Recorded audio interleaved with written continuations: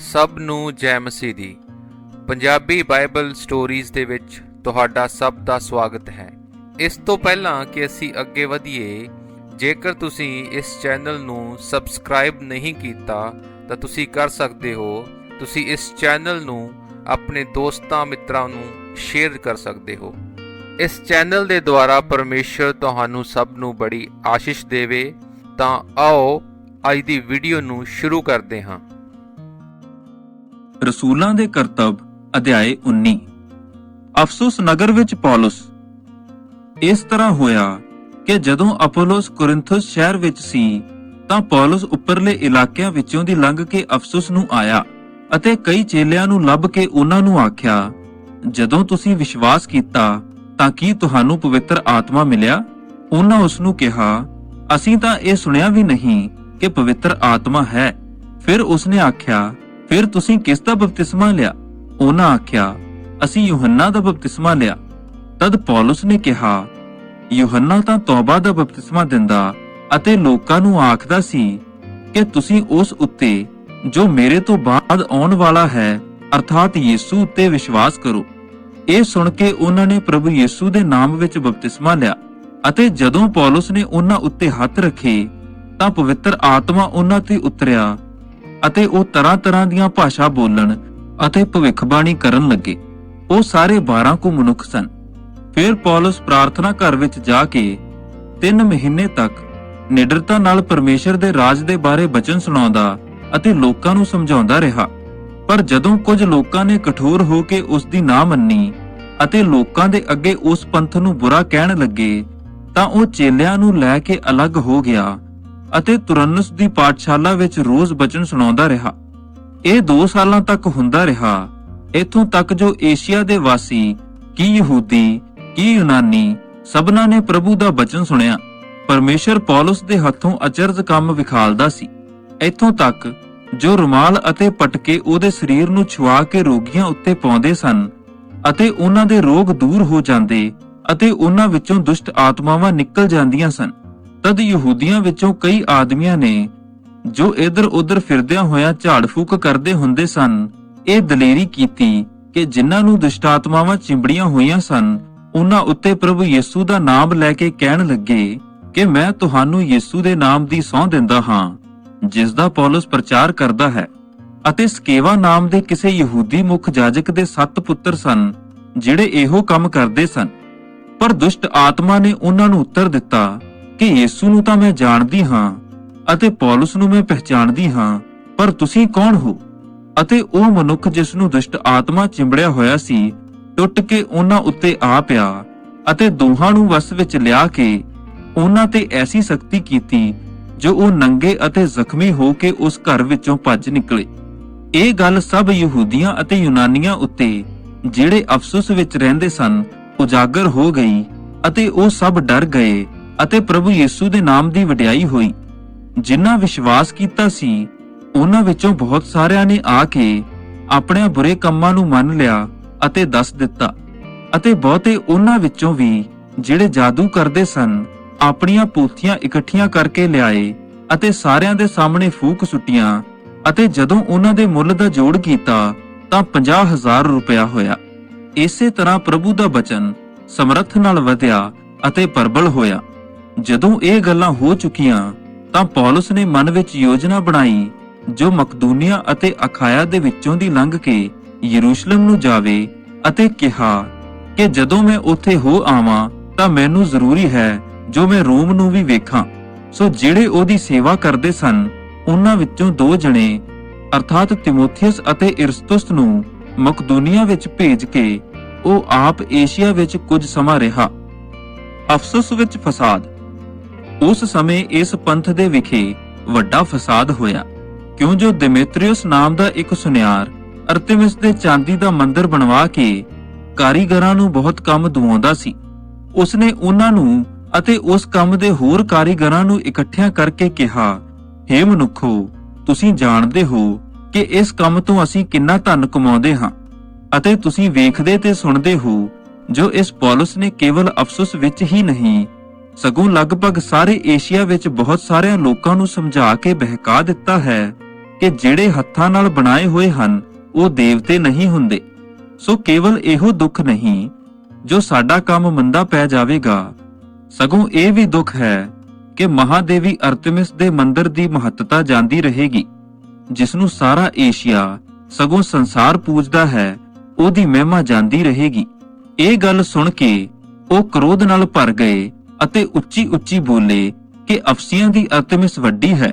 ਤਾਂ ਸਾਰੇ ਸ਼ਹਿਰ ਵਿੱਚ ਹੁੱਲੜ ਪੈ ਗਿਆ ਅਤੇ ਉਹ ਇੱਕਮਨ ਹੋ ਕੇ ਗਾਇਓਸ ਅਤੇ ਅਰਿਸਤਰਖੁਸ ਨੂੰ, ਜਿਹੜੇ ਮਕਦੂਨੀਆ ਦੇ ਵਾਸੀ ਅਤੇ ਸਫ਼ਰ ਵਿੱਚ ਪੌਲਸ ਦੇ ਸਾਥੀ ਸਨ, ਆਪਣੇ ਨਾਲ ਖਿੱਚ ਕੇ ਤਮਾਸ਼ੇ ਘਰ ਵਿੱਚ ਲੈ ਗਏ। ਜਦੋਂ ਪੌਲਸ ਨੇ ਲੋਕਾਂ ਵਿੱਚ ਅੰਦਰ ਜਾਣ ਦੀ ਕੋਸ਼ਿਸ਼ ਕੀਤੀ ਤਾਂ ਚੇਲਿਆਂ ਨੇ ਉਹਨੂੰ ਨਾ ਜਾਣ ਦਿੱਤਾ ਅਤੇ ਏਸ਼ੀਆ ਦੇ ਹਾਕਮਾਂ ਵਿੱਚੋਂ ਵੀ ਕਈਆਂ ਨੇ, ਜੋ ਉਹਦੇ ਮਿੱਤਰ ਸਨ, ਮਿੰਨਤ ਨਾਲ ਉਹਦੇ ਕੋਲ ਕਹਿ ਕੇ ਭੇਜਿਆ ਕਿ ਤਮਾਸ਼ੇ ਘਰ ਵਿੱਚ ਨਾ ਵੜਨਾ। ਉਪਰੰਤ ਰੌਲਾ ਪਾ ਕੇ ਕੋਈ ਕੁਝ ਆਖਦਾ ਸੀ ਅਤੇ ਕੋਈ ਕੁਝ, ਕਿਉਂਕਿ ਲੋਕਾਂ ਵਿੱਚ ਹਫੜਾ ਦਫੜੀ ਮੱਚੀ ਹੋਈ ਸੀ ਅਤੇ ਬਹੁਤਿਆਂ ਨੂੰ ਪਤਾ ਵੀ ਨਹੀਂ ਸੀ ਕਿ ਅਸੀਂ ਕਿਉਂ ਇਕੱਠੇ ਹੋਏ ਹਾਂ। ਉਹਨਾਂ ਨੇ ਸਿਕੰਦਰ ਨੂੰ, ਜਿਸ ਨੂੰ ਯਹੂਦੀ ਅਗਾਹਾਂ ਧੱਕਦੇ ਸਨ, ਭੀੜ ਵਿੱਚੋਂ ਸਾਹਮਣੇ ਕਰ ਦਿੱਤਾ ਅਤੇ ਸਿਕੰਦਰ ਨੇ ਹੱਥ ਨਾਲ ਇਸ਼ਾਰਾ ਕਰਕੇ ਆਪਣੇ ਆਪ ਨੂੰ ਬਚਾਉਣਾ ਚਾਹਿਆ। ਪਰ ਜਦੋਂ ਉਹਨਾਂ ਨੂੰ ਪਤਾ ਲੱਗਿਆ ਕਿ ਇਹ ਯਹੂਦੀ ਹੈ ਤਾਂ ਸਾਰੇ ਇੱਕ ਆਵਾਜ਼ ਨਾਲ 2 ਕੁ ਘੰਟਿਆਂ ਤੱਕ ਉੱਚੀ ਉੱਚੀ ਬੋਲਦੇ ਰਹੇ ਕਿ ਅਫਸੀਆਂ ਦੀ ਅਰਤਿਮਿਸ ਵੱਡੀ ਹੈ। ਤਾਂ ਸ਼ਹਿਰ ਦੇ ਮੰਤਰੀ ਨੇ ਭੀੜ ਨੂੰ ਸ਼ਾਂਤ ਕਰਕੇ ਆਖਿਆ, ਹੇ ਅਫਸੀ ਲੋਕੋ, ਉਹ ਕਿਹੜਾ ਮਨੁੱਖ ਹੈ ਜੋ ਨਹੀਂ ਜਾਣਦਾ ਕਿ ਅਫਸੀਆਂ ਦਾ ਸ਼ਹਿਰ ਮਹਾ ਅਰਤਿਮਿਸ ਦੇ ਮੰਦਿਰ ਅਤੇ ਆਕਾਸ਼ ਵੱਲੋਂ ਡਿੱਗੀ ਹੋਈ ਮੂਰਤ ਦਾ ਸੇਵਕ ਹੈ। ਸੋ ਜਦੋਂ ਇਹਨਾਂ ਗੱਲਾਂ ਤੋਂ ਇਨਕਾਰ ਨਹੀਂ ਹੋ ਸਕਦਾ ਤਾਂ ਤੁਹਾਨੂੰ ਚਾਹੀਦਾ ਹੈ ਕਿ ਚੁੱਪ ਰਹੋ ਅਤੇ ਬਿਨਾਂ ਸੋਚੇ ਕੁਝ ਨਾ ਕਰੋ, ਕਿਉਂ ਜੋ ਤੁਸੀਂ ਇਹਨਾਂ ਮਨੁੱਖਾਂ ਨੂੰ ਇੱਥੇ ਲਿਆਏ ਹੋ, ਜੋ ਨਾ ਤਾਂ ਮੰਦਿਰ ਦੇ ਚੋਰ ਹਨ ਅਤੇ ਨਾ ਹੀ ਸਾਡੀ ਦੇਵੀ ਦੀ ਨਿੰਦਿਆ ਕਰਨ ਵਾਲੇ ਹਨ। ਫਿਰ ਵੀ ਜੇ ਦਿਮੇਤ੍ਰਿਉਸ ਅਤੇ ਉਹਦੇ ਨਾਲ ਦੇ ਕਾਰੀਗਰਾਂ ਨੂੰ ਕਿਸੇ ਦੇ ਵਿਰੁੱਧ ਸ਼ਿਕਾਇਤ ਹੈ ਤਾਂ ਕਚਹਿਰੀਆਂ ਲੱਗੀਆਂ ਹਨ ਅਤੇ ਡਿਪਟੀ ਵੀ ਹਨ, ਉਹ ਉਥੇ ਇੱਕ ਦੂਜੇ ਤੇ ਦੋਸ਼ ਲਗਾਉਣ। ਪਰ ਜੇ ਤੁਸੀਂ ਕੋਈ ਹੋਰ ਗੱਲ ਪੁੱਛਦੇ ਹੋ ਤਾਂ ਕਾਨੂੰਨੀ ਸਭਾ ਵਿੱਚ ਨਿਬੇੜਾ ਕੀਤਾ ਜਾਵੇਗਾ, ਕਿਉਂਕਿ ਅੱਜ ਦੇ ਫਸਾਦ ਦੇ ਕਾਰਨ ਸਾਨੂੰ ਡਰ ਹੈ ਕਿ ਕਿਤੇ ਸਾਡੇ ਉੱਤੇ ਦੋਸ਼ ਨਾ ਲਾਇਆ ਜਾਵੇ, ਕਿਉਂਕਿ ਜੋ ਇਸ ਦਾ ਕੋਈ ਕਾਰਨ ਨਹੀਂ ਹੈ ਅਤੇ ਅਸੀਂ ਇਸ ਭੀੜ ਦੇ ਇਕੱਠੇ ਹੋਣ ਬਾਰੇ ਕੋਈ ਉੱਤਰ ਨਹੀਂ ਦੇ ਸਕਾਂਗੇ। ਅਤੇ ਉਸਨੇ ਇਹ ਕਹਿ ਕੇ ਸਭਾ ਨੂੰ ਵਿਦਾ ਕੀਤਾ। ਰਸੂਲਾਂ ਦੇ ਕਰਤੱਵ ਅਧਿਆਇ 20। ਮਕਦੂਨੀਆ, ਯੂਨਾਨ ਅਤੇ ਤਰੋਆਸ ਵਿੱਚ ਪੌਲਸ। ਜਦੋਂ ਰੌਲਾ ਹਟ ਗਿਆ ਤਾਂ ਪੌਲਸ ਨੇ ਯਿਸੂ ਦੇ ਚੇਲਿਆਂ ਨੂੰ ਸੱਦ ਕੇ ਦਿਲਾਸਾ ਦਿੱਤਾ ਅਤੇ ਉਹਨਾਂ ਕੋਲੋਂ ਵਿਦਾ ਹੋ ਕੇ ਮਕਦੂਨੀਆ ਵੱਲ ਨੂੰ ਤੁਰ ਪਿਆ ਅਤੇ ਉਹਨਾਂ ਇਲਾਕਿਆਂ ਵਿੱਚੋਂ ਦੀ ਲੰਘਦਾ ਹੋਇਆ ਉਹਨਾਂ ਨੂੰ ਬਹੁਤੀਆਂ ਗੱਲਾਂ ਨਾਲ ਦਿਲਾਸਾ ਦੇ ਕੇ ਯੂਨਾਨ ਵਿੱਚ ਆਇਆ। ਉਥੇ 3 ਮਹੀਨੇ ਰਹਿ ਕੇ ਜਦੋਂ ਉਹ ਜਹਾਜ਼ ਉੱਤੇ ਸੀਰੀਆ ਵੱਲ ਜਾਣ ਨੂੰ ਤਿਆਰ ਹੋਇਆ, ਤਦ ਯਹੂਦੀਆਂ ਨੇ ਉਹਦੇ ਵਿਰੁੱਧ ਯੋਜਨਾ ਬਣਾਈ। ਇਸ ਲਈ ਉਹਨੇ ਮਕਦੂਨੀਆ ਦੇ ਰਾਹ ਹੋ ਕੇ ਮੁੜਨ ਦਾ ਫੈਸਲਾ ਲਿਆ ਅਤੇ ਪੁਰਸ ਦਾ ਪੁੱਤਰ ਸੋਪਤਰੁਸ, ਜਿਹੜਾ ਬਰਿਆ ਦਾ ਸੀ, ਥਸਲੋਨੀਕੀਆਂ ਵਿੱਚੋਂ ਅਰਿਸਤਰਖੁਸ ਅਤੇ ਸਿਕੁੰਦਸ, ਦਰਬੇ ਦਾ ਗਾਇਓਸ ਅਤੇ ਤਿਮੋਥਿਉਸ, ਏਸ਼ੀਆ ਦੇ ਤੁਖਿਕੁਸ ਅਤੇ ਤ੍ਰਿਫਿਮੁਸ ਉਹਦੇ ਨਾਲ ਏਸ਼ੀਆ ਤੱਕ ਗਏ। ਪਰ ਇਹੋ ਅਗਾਹਾਂ ਜਾ ਕੇ ਤਰੋਆਸ ਵਿੱਚ ਸਾਨੂੰ ਉਡੀਕਦੇ ਸਨ। ਖਮੀਰੀ ਰੋਟੀ ਦੇ ਦਿਨਾਂ ਤੋਂ ਬਾਅਦ ਅਸੀਂ ਫਿਲਿੱਪੇ ਤੋਂ ਇੱਕ ਜਹਾਜ਼ ਉੱਤੇ ਚੜ੍ਹੇ ਅਤੇ 5ਵੇਂ ਦਿਨ ਤਰੋਆਸ ਵਿੱਚ ਉਹਨਾਂ ਦੇ ਕੋਲ ਪਹੁੰਚੇ ਅਤੇ 7 ਦਿਨ ਉੱਥੇ ਰਹੇ। ਤਰੋਆਸ ਵਿੱਚ ਯੂਤਖੁਸ ਦਾ ਜਿਵਾਲਿਆ ਜਾਣਾ। ਹਫ਼ਤੇ ਦੇ ਪਹਿਲੇ ਦਿਨ ਜਦੋਂ ਅਸੀਂ ਰੋਟੀ ਤੋੜਨ ਲਈ ਇਕੱਠੇ ਹੋਏ ਤਾਂ ਪੌਲਸ ਨੇ, ਜੋ ਅਗਲੇ ਦਿਨ ਜਾਣ ਲਈ ਤਿਆਰ ਸੀ, ਉਹਨਾਂ ਨੂੰ ਬਚਨ ਸੁਣਾਇਆ ਅਤੇ ਉਹ ਅੱਧੀ ਰਾਤ ਤੱਕ ਉਪਦੇਸ਼ ਕਰਦਾ ਰਿਹਾ। ਚੁਬਾਰੇ ਵਿੱਚ ਜਿੱਥੇ ਅਸੀਂ ਇਕੱਠੇ ਹੋਏ ਸੀ, ਉਥੇ ਬਹੁਤ ਸਾਰੇ ਦੀਵੇ ਬਲਦੇ ਸਨ ਅਤੇ ਯੂਤਖੁਸ ਨਾਮ ਦਾ ਇੱਕ ਜਵਾਨ ਖਿੜਕੀ ਵਿੱਚ ਬੈਠਾ ਗਹਿਰੀ ਨੀਂਦ ਨਾਲ ਉਂਘਲਾਇਆ ਹੋਇਆ ਸੀ।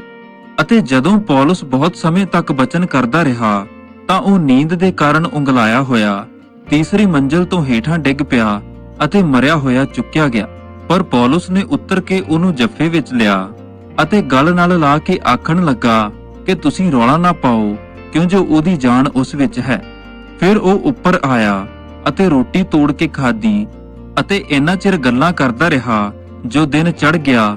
ਤਦ ਉਹ ਤੁਰ ਪਿਆ ਅਤੇ ਉਹ ਉਸ ਮੁੰਡੇ ਨੂੰ ਜਿਉਂਦਾ ਲਿਆਏ ਅਤੇ ਬਹੁਤ ਸ਼ਾਂਤ ਹੋਏ। ਤਰੋਆਸ ਤੋਂ ਮਿਲੇਤੁਸ ਦੀ ਯਾਤਰਾ। ਪਰ ਅਸੀਂ ਅਗਾਹਾਂ ਤੁਰ ਕੇ ਜਹਾਜ਼ ਉੱਤੇ ਚੜੇ ਅਤੇ ਅਸੁਸ ਦੀ ਵੱਲ ਚੱਲੇ, ਜਿੱਥੋਂ ਅਸੀਂ ਪੌਲੁਸ ਨੂੰ ਨਾਲ ਚੜਾ ਲੈਣਾ ਸੀ, ਕਿਉਂ ਜੋ ਉਹ ਆਪ ਪੈਦਲ ਜਾਣ ਦਾ ਇਰਾਦਾ ਬਣਾ ਕੇ ਇਸ ਤਰ੍ਹਾਂ ਹੀ ਹੁਕਮ ਦੇ ਗਿਆ ਸੀ। ਜਦੋਂ ਉਹ ਅਸੁਸ ਵਿੱਚ ਸਾਨੂੰ ਆ ਮਿਲਿਆ ਤਾਂ ਅਸੀਂ ਉਹਨੂੰ ਜਹਾਜ਼ ਉੱਤੇ ਚੜਾ ਕੇ ਮਿਤੋਲੇਨੇ ਨੂੰ ਆਏ ਅਤੇ ਉੱਥੋਂ ਜਹਾਜ਼ ਖੋਲ ਕੇ ਦੂਜੇ ਦਿਨ ਖਿਓਸ ਦੇ ਬਰਾਬਰ ਪਹੁੰਚੇ ਅਤੇ ਉਸ ਦੇ ਦੂਜੇ ਦਿਨ ਸਾਮੁਸ ਵਿੱਚ ਜਾ ਪਹੁੰਚੇ। ਫਿਰ ਅਗਲੇ ਦਿਨ ਮਿਲੇਤੁਸ ਨੂੰ ਆਏ, ਕਿਉਂਕਿ ਪੌਲੁਸ ਨੇ ਇਹ ਫੈਸਲਾ ਕੀਤਾ ਸੀ ਜੋ ਅਫਸੁਸ ਤੋਂ ਲੰਘ ਜਾਵਾਂ ਕਿ ਏਸ਼ੀਆ ਵਿੱਚ ਮੈਨੂੰ ਕਿਤੇ ਚਿਰ ਨਾ ਲੱਗੇ, ਕਿਉਂ ਜੋ ਉਹ ਛੇਤੀ ਕਰਦਾ ਸੀ ਕਿ ਜੇ ਹੋ ਸਕੇ ਤਾਂ ਮੈਂ ਪੰਤੇਕੋਸਤ ਦੇ ਦਿਨ ਯਰੂਸ਼ਲਮ ਵਿੱਚ ਪਹੁੰਚ ਜਾਵਾਂ। ਅਫਸੁਸ ਦੇ ਬਜ਼ੁਰਗਾਂ ਨੂੰ ਉਪਦੇਸ਼।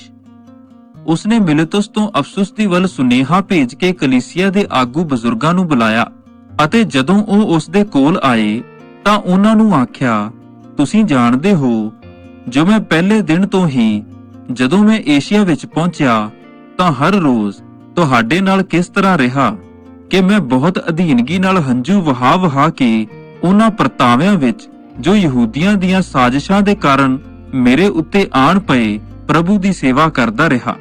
ਮੈਂ ਤੁਹਾਡੇ ਭਲੇ ਦੀ ਕੋਈ ਗੱਲ ਦੱਸਣ ਵਿੱਚ ਕੁਝ ਫਰਕ ਨਹੀਂ ਕੀਤਾ, ਸਗੋਂ ਤੁਹਾਨੂੰ ਖੁੱਲ੍ਹ ਕੇ ਅਤੇ ਘਰ ਘਰ ਜਾ ਕੇ ਉਪਦੇਸ਼ ਦਿੱਤਾ ਅਤੇ ਮੈਂ ਯਹੂਦੀਆਂ ਅਤੇ ਯੂਨਾਨੀਆਂ ਦੇ ਸਾਹਮਣੇ ਗਵਾਹੀ ਦਿੱਤੀ ਕਿ ਪਰਮੇਸ਼ਰ ਦੇ ਅੱਗੇ ਤੌਬਾ ਕਰੋ ਅਤੇ ਸਾਡੇ ਪ੍ਰਭੂ ਯਿਸੂ ਮਸੀਹ ਉੱਤੇ ਵਿਸ਼ਵਾਸ ਕਰੋ।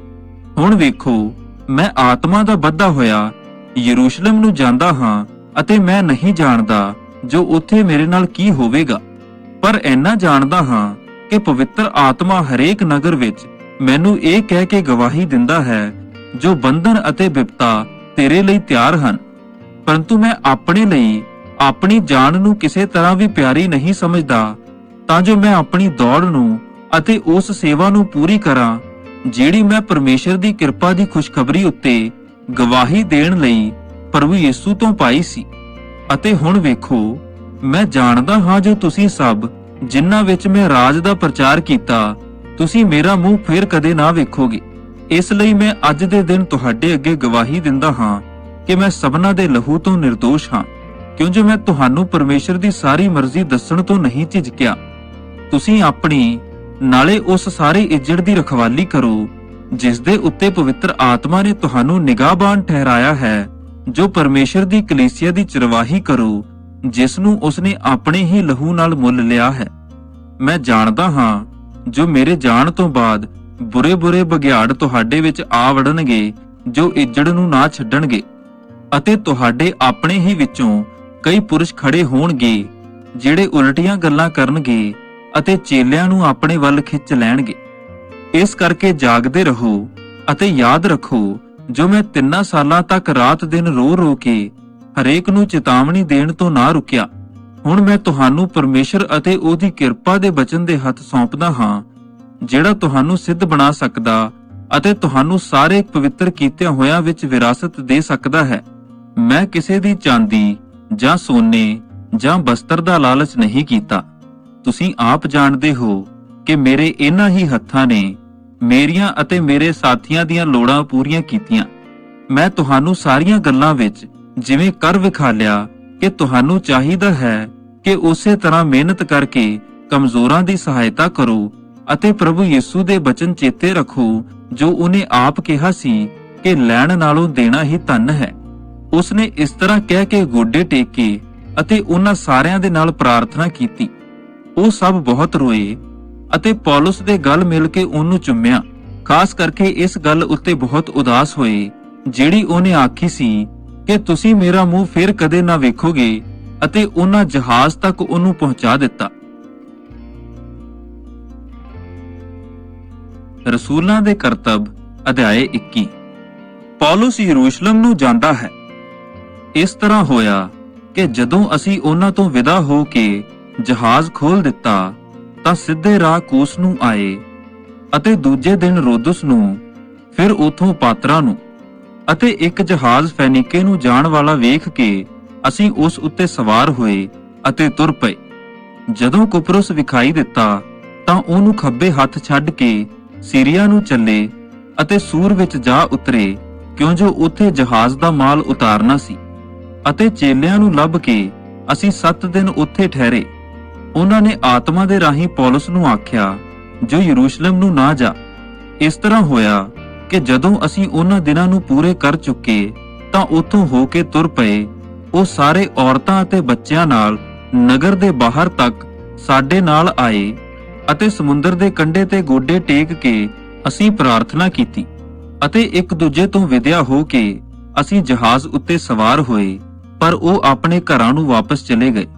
ਅਸੀਂ ਸੂਰ ਤੋਂ ਸਮੁੰਦਰ ਦਾ ਸਫ਼ਰ ਖਤਮ ਕਰਕੇ ਤੁਲਮਾਇਸ ਵਿੱਚ ਪਹੁੰਚੇ ਅਤੇ ਭਰਾਵਾਂ ਦੀ ਸੁੱਖ-ਸਾਂਦ ਪੁੱਛ ਕੇ ਇੱਕ ਦਿਨ ਉਹਨਾਂ ਨਾਲ ਰਹੇ। ਫਿਰ ਅਗਲੇ ਦਿਨ ਅਸੀਂ ਤੁਰ ਕੇ ਕੈਸਰੀਆ ਵਿੱਚ ਆਏ ਅਤੇ ਫਿਲਿਪੁਸ ਖੁਸ਼ਖਬਰੀ ਦੇ ਪ੍ਰਚਾਰਕ ਦੇ ਘਰ ਜਾ ਕੇ ਉਹਦੇ ਨਾਲ ਰਹੇ। ਉਹ ਉਹਨਾਂ 7 ਵਿੱਚੋਂ ਇੱਕ ਸੀ। ਉਹਦੀਆਂ 4 ਕੁਆਰੀਆਂ ਧੀਆਂ ਸਨ ਜਿਹੜੀਆਂ ਅਗਮ ਵਾਕ ਕਰਦੀਆਂ ਸਨ। ਜਦੋਂ ਅਸੀਂ ਕਈ ਦਿਨ ਉੱਥੇ ਠਹਿਰੇ ਤਾਂ ਅਗਬੁਸ ਨਾਮ ਦਾ ਇੱਕ ਨਬੀ ਯਹੂਦਿਆ ਤੋਂ ਆਇਆ।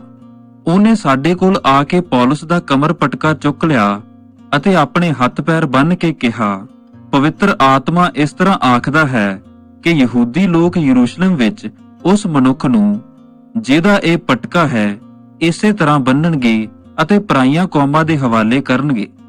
ਜਦੋਂ ਇਹ ਗੱਲਾਂ ਸੁਣੀਆਂ ਤਾਂ ਅਸੀਂ ਅਤੇ ਉੱਥੋਂ ਦੇ ਰਹਿਣ ਵਾਲਿਆਂ ਨੇ ਵੀ ਉਹਦੀ ਮਿੰਨਤ ਕੀਤੀ ਕਿ ਯਰੂਸ਼ਲਮ ਨੂੰ ਨਾ ਜਾਵੇ। ਤਦ ਪੌਲਸ ਨੇ ਉੱਤਰ ਦਿੱਤਾ, ਇਹ ਤੁਸੀਂ ਕੀ ਕਰਦੇ ਹੋ ਜੋ ਰੋਂਦੇ ਅਤੇ ਮੇਰਾ ਦਿਲ ਤੋੜਦੇ ਹੋ? ਕਿਉਂ ਜੋ ਮੈਂ ਪ੍ਰਭੂ ਯਿਸੂ ਦੇ ਨਾਮ ਦੇ ਲਈ ਯਰੂਸ਼ਲਮ ਵਿੱਚ ਕੇਵਲ ਬੰਨੇ ਜਾਣ ਨੂੰ ਹੀ ਨਹੀਂ ਸਗੋਂ ਮਰਨ ਨੂੰ ਵੀ ਤਿਆਰ ਹਾਂ। ਜਦੋਂ ਉਹਨੇ ਨਾ ਮੰਨਿਆ ਤਾਂ ਅਸੀਂ ਇਹ ਕਹਿ ਕੇ ਚੁੱਪ ਰਹੇ ਕਿ ਪ੍ਰਭੂ ਦੀ ਮਰਜ਼ੀ ਪੂਰੀ ਹੋਵੇ। ਇਹਨਾਂ ਦਿਨਾਂ ਤੋਂ ਬਾਅਦ ਅਸੀਂ ਤਿਆਰੀ ਕਰਕੇ ਯਰੂਸ਼ਲਮ ਨੂੰ ਤੁਰ ਪਏ ਅਤੇ ਕੈਸਰਿਆ ਤੋਂ ਵੀ ਕਈ ਚੇਲੇ ਸਾਡੇ ਨਾਲ ਚੱਲੇ ਅਤੇ ਸਾਨੂੰ ਮਨਾਸੋਨ ਕੁਪਰੁਸੀ ਨਾਮ ਦੇ ਇੱਕ ਪੁਰਾਣੇ ਚੇਲੇ ਕੋਲ ਲੈ ਆਏ, ਜਿਸ ਦੇ ਕੋਲ ਅਸੀਂ ਠਹਿਰਨਾ ਸੀ। ਪੌਲਸ ਯਾਕੂਬ ਨੂੰ ਮਿਲਦਾ ਹੈ। ਜਦੋਂ ਅਸੀਂ ਯਰੂਸ਼ਲਮ ਵਿੱਚ ਆ ਪਹੁੰਚੇ ਤਾਂ ਭਰਾਵਾਂ ਨੇ ਖੁਸ਼ੀ ਨਾਲ ਸਾਡਾ ਸਵਾਗਤ ਕੀਤਾ।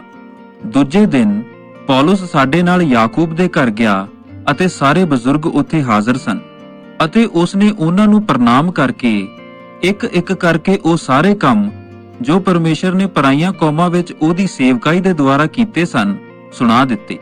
ਸੋ ਉਹਨਾਂ ਨੇ ਸੁਣ ਕੇ ਪਰਮੇਸ਼ਰ ਦੀ ਵਡਿਆਈ ਕੀਤੀ ਅਤੇ ਉਸ ਨੂੰ ਕਿਹਾ, ਭਾਈ ਤੂੰ ਵੇਖਦਾ ਹੈ ਜੋ ਯਹੂਦੀਆਂ ਵਿੱਚ ਕਈ ਹਜ਼ਾਰ ਵਿਸ਼ਵਾਸੀ ਹਨ ਅਤੇ ਸਭ ਵਿਵਸਥਾ ਦੇ ਲਈ ਗੈਰਤ ਵਾਲੇ ਹਨ ਅਤੇ ਉਹਨਾਂ ਤੇਰੀ ਇਹ ਖਬਰ ਸੁਣੀ ਹੈ ਕਿ ਤੂੰ ਸਾਰੇ ਯਹੂਦੀਆਂ ਨੂੰ ਜਿਹੜੇ ਪਰਾਈਆਂ ਕੌਮਾਂ ਵਿੱਚ ਵਸਦੇ ਹਨ ਇਹ ਸਿਖਾਉਂਦਾ ਹੈ ਕਿ ਮੂਸਾ ਨੂੰ ਤਿਆਗੋ ਅਤੇ ਆਖਦਾ ਹੈ ਜੋ ਆਪਣੇ ਬਾਲਕਾਂ ਦੀ ਸੁਨਤ ਨਾ ਕਰਵਾਓ ਅਤੇ ਰੀਤਾਂ ਉੱਤੇ ਨਾ ਚੱਲੋ। ਸੋ ਹੁਣ ਕੀ ਕੀਤਾ ਜਾਵੇ? ਉਹ ਜ਼ਰੂਰ ਸੁਣ ਲੈਣਗੇ ਜੋ ਤੂੰ ਆਇਆ ਹੈ। ਇਸ ਲਈ ਤੂੰ ਇਸ ਤਰ੍ਹਾਂ ਕਰ ਜਿਵੇਂ ਅਸੀਂ ਤੈਨੂੰ ਦੱਸਦੇ ਹਾਂ। ਸਾਡੇ ਕੋਲ 4 ਪੁਰਖ ਹਨ ਜਿਨ੍ਹਾਂ ਮੰਨਤ ਮੰਨੀ ਹੈ। ਤੂੰ ਉਹਨਾਂ ਨੂੰ ਲੈ ਕੇ ਆਪਣੇ ਆਪ ਨੂੰ ਉਹਨਾਂ ਦੇ ਨਾਲ ਸ਼ੁੱਧ ਕਰ ਅਤੇ ਉਹਨਾਂ ਦੇ ਲਈ ਕੁਝ ਖਰਚ ਕਰ ਤਾਂ ਜੋ ਉਹ ਆਪਣੇ ਸਿਰ ਮੁੰਡਾਉਣ। ਤਾਂ ਸਭ ਲੋਕ ਜਾਣਨਗੇ ਕਿ ਜਿਹੜੀਆਂ ਗੱਲਾਂ ਉਹਦੇ ਵਿਖੇ ਅਸੀਂ ਸੁਣੀਆਂ ਹਨ ਉਹਨਾਂ ਵਿੱਚ ਸਚਾਈ ਨਹੀਂ ਹੈ, ਸਗੋਂ ਇਹ ਕਿ ਉਹ ਆਪ ਵੀ ਵਿਵਸਥਾ ਨੂੰ ਮੰਨ ਕੇ ਸਿੱਧੀ ਚਾਲ ਚੱਲਦਾ ਹੈ। ਪਰ ਪਰਾਈਆਂ ਕੌਮਾਂ ਦੇ ਹੱਕ ਵਿੱਚ ਜਿਨ੍ਹਾਂ ਵਿਸ਼ਵਾਸ ਕੀਤਾ ਹੈ ਅਸੀਂ ਇਹ ਲਿਖ ਭੇਜਿਆ ਸੀ ਕਿ ਉਹ ਮੂਰਤਾਂ ਦੇ ਚੜਾਵੇ, ਲਹੂ, ਗਲ ਘੁੱਟੇ ਹੋਏ ਦੇ ਮਾਸ ਅਤੇ ਹਰਾਮਕਾਰੀ ਤੋਂ ਆਪਣੇ ਆਪ ਨੂੰ ਬਚਾ ਕੇ ਰੱਖਣ।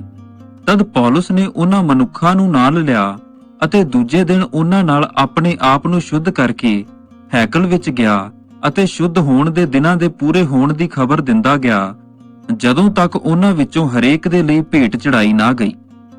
ਹੈਕਲ ਵਿੱਚ ਪੌਲਸ ਦਾ ਫੜਿਆ ਜਾਣਾ।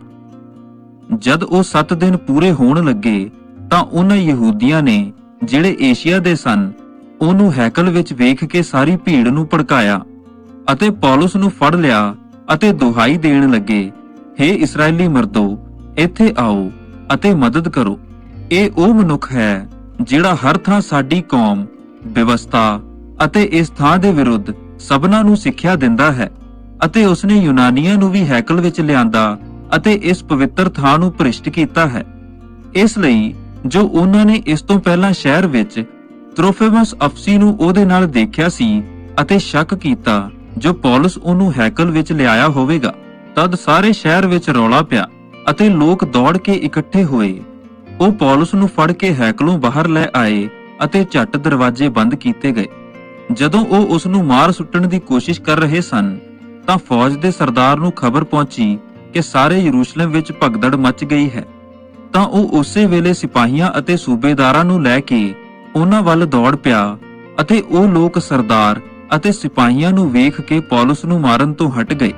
ਤਦ ਸਰਦਾਰ ਨੇ ਨੇੜੇ ਆ ਕੇ ਉਹਨੂੰ ਫੜ ਲਿਆ ਅਤੇ ਹੁਕਮ ਦਿੱਤਾ ਕਿ ਉਹਨੂੰ 2 ਸੰਗਲਾਂ ਨਾਲ ਬੰਨ੍ਹ ਲਓ ਅਤੇ ਪੁੱਛਿਆ, ਜੋ ਇਹ ਕੌਣ ਹੈ ਅਤੇ ਇਸਨੇ ਕੀ ਕੀਤਾ ਹੈ? ਤਦ ਭੀੜ ਵਿੱਚੋਂ ਕਈ ਕੁਝ ਕਹਿਣ ਲੱਗੇ ਅਤੇ ਕਈ ਕੁਝ। ਜਦੋਂ ਉਹ ਉਸ ਰੌਲੇ ਦੇ ਕਾਰਨ ਅਸਲੀ ਗੱਲ ਪਤਾ ਨਾ ਕਰ ਸਕਿਆ ਤਾਂ ਉਸਨੇ ਹੁਕਮ ਦਿੱਤਾ ਕਿ ਇਹਨੂੰ ਕਿਲੇ ਵਿੱਚ ਲੈ ਜਾਓ। ਅਤੇ ਜਦੋਂ ਉਹ ਪੌੜੀਆਂ ਉੱਤੇ ਪਹੁੰਚਿਆ ਤਾਂ ਇਸ ਤਰ੍ਹਾਂ ਹੋਇਆ, ਜੋ ਹਿੰਸਕ ਭੀੜ ਦੇ ਕਾਰਨ ਸਿਪਾਹੀਆਂ ਨੇ ਉਹਨੂੰ ਚੁੱਕ ਲਿਆ, ਕਿਉਂ ਜੋ ਲੋਕਾਂ ਦੀ ਭੀੜ ਇਹ ਰੌਲਾ ਪਾਉਂਦੀ ਮਗਰ ਚੱਲੀ ਆਉਂਦੀ ਸੀ ਕਿ ਇਹਨੂੰ ਮਾਰ ਦਿਓ। ਪੌਲਸ ਦਾ ਭੀੜ ਨੂੰ ਭਾਸ਼ਣ। ਜਦੋਂ ਪੌਲਸ ਨੂੰ ਕਿਲੇ ਦੇ ਅੰਦਰ ਲੈ ਜਾਣ ਲੱਗੇ ਤਾਂ ਉਹਨੇ ਸਰਦਾਰ ਨੂੰ ਕਿਹਾ, ਜੇ ਹੁਕਮ ਹੋਵੇ ਤਾਂ ਮੈਂ ਤੇਰੇ ਅੱਗੇ ਕੁਝ ਆਖਾਂ। ਉਹ ਬੋਲਿਆ, ਕੀ ਤੂੰ ਯੂਨਾਨੀ ਬੋਲੀ ਜਾਣਦਾ ਹੈ? ਕੀ ਤੂੰ ਉਹ ਮਿਸਰੀ ਨਹੀਂ ਹੈ ਜਿਹੜਾ ਕੁਝ ਦਿਨ ਪਹਿਲਾਂ ਦੰਗਾ ਕਰਕੇ ਡਾਕੂਆਂ ਦੇ 4000 ਆਦਮੀਆਂ ਨੂੰ ਜੰਗਲ ਵਿੱਚ ਲੈ ਗਿਆ ਸੀ? ਪੌਲਸ ਨੇ ਕਿਹਾ, ਮੈਂ ਤਾਂ ਇੱਕ ਯਹੂਦੀ ਮਨੁੱਖ ਕਿਲਕੀਆ ਦੇ ਤਰਸੁਸ ਦਾ ਰਹਿਣ ਵਾਲਾ ਹਾਂ, ਜੋ ਕੋਈ ਮਾੜਾ ਸ਼ਹਿਰ ਨਹੀਂ ਹੈ, ਅਤੇ ਮੈਂ ਤੇਰੇ ਅੱਗੇ ਬੇਨਤੀ ਕਰਦਾ ਹਾਂ ਜੋ ਮੈਨੂੰ ਲੋਕਾਂ ਨਾਲ ਬੋਲਣ ਦੀ ਆਗਿਆ ਦੇ। ਜਦੋਂ ਉਸਨੇ ਆਗਿਆ ਦਿੱਤੀ ਤਾਂ ਪੌਲਸ ਨੇ ਪੌੜੀਆਂ ਉੱਤੇ ਖੜੇ ਹੋ ਕੇ ਲੋਕਾਂ ਨੂੰ ਹੱਥ ਨਾਲ ਇਸ਼ਾਰਾ ਕੀਤਾ, ਅਤੇ ਜਦੋਂ ਉਹ ਸਭ ਚੁੱਪਚਾਪ ਹੋ ਗਏ ਤਾਂ ਉਹ ਇਬਰਾਨੀ ਭਾਸ਼ਾ ਵਿੱਚ ਬੋਲਣ ਲੱਗਾ ਅਤੇ ਆਖਿਆ,